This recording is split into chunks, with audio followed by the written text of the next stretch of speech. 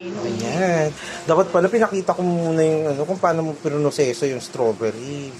So, ito po yung pinakamalinis na strawberry shake ng kapatid ko. Wala pong halong kadumihan. Shucks, ang perfect. May fiesta ngayon dito sa Capre. Shake na lang talagang kaya namin gawin. Inumin pala. Ito yung strawberry. Strawberry ba yun? Parehas. So, yung gano'n ko lang kasi tingnan madami. Buti ka madami. Nakaraan tayo umabot sa final lang. Dapat nagtira ka ng buo-buo. Meron na buo-buo. Saan? Ayun o, may mga buo-buo pa. Ang galing. Pag ano ito kasi wala nang yelo yung wala nang gatas.